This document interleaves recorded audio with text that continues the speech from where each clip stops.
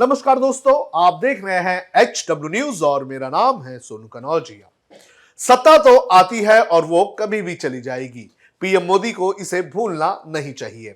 ऐसा कहकर पीएम मोदी पर एक बार फिर से हमला करने का काम किया गया है सत्यपाल मलिक की तरफ से।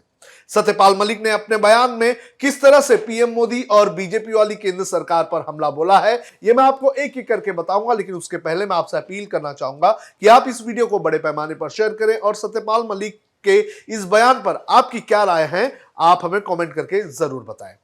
बीते कुछ वक्त से मेघालय के राज्यपाल सत्यपाल मलिक बीजेपी और पीएम मोदी की आलोचना करने का कोई भी मौका नहीं छोड़ते हैं। इस बार तो उन्होंने पीएम मोदी को सीधे सीधे यह याद दिला दिया कि सत्ता पर इतना गुमान करने की जरूरत नहीं है, क्योंकि सत्ता एक दिन चली जाती है।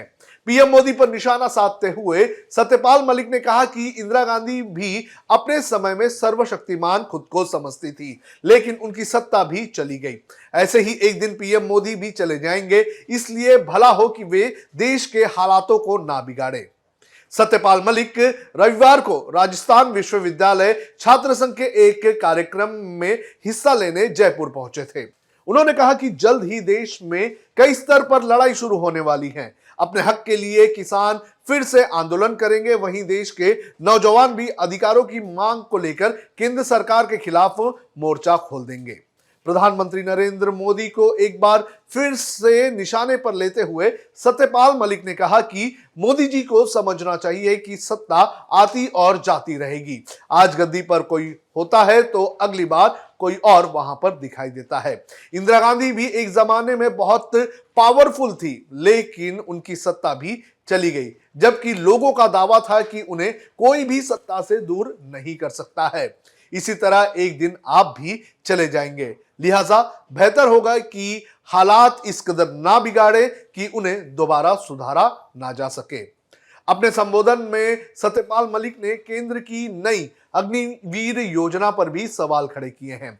मलिक ने कहा कि केवल 3 साल की नौकरी में किसी सैनिक के अंदर देशभक्ति और बलिदान की भावना कैसे आ सकती है।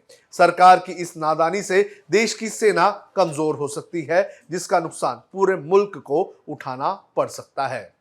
सत्यपाल मलिक ने आगे कहा कि उन्हें पता चला है कि अग्निवीर योजना में चयनित होने वाले सैनिकों को ब्रह्मोस, अग्नि, राफेल जैसे संवेदनशील हथियारों को टच करने की अनुमति नहीं दी जाएगी। इससे तीनों सेनाओं में अग्निवीरों और परमानेंट सैनिकों के बीच भेदभाव बढ़ेगा, जिससे सेना बर्बाद हो सकती है।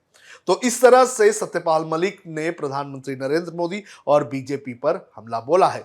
पिछले कुछ वक्त से यह देखा जा रहा है कि सत्यपाल मलिक खुलकर अपनी ही सरकार यानी कि बीजेपी पर हमला करते हुए नजर आ रहे हैं। इसके पहले भी उन्होंने किसानों के मुद्दों को लेकर, कॉरपोरेट्स के मुद्दों को लेकर अपनी सरकार यानी कि केंद्र वाली बीजेपी सरकार पर हमला बोला है।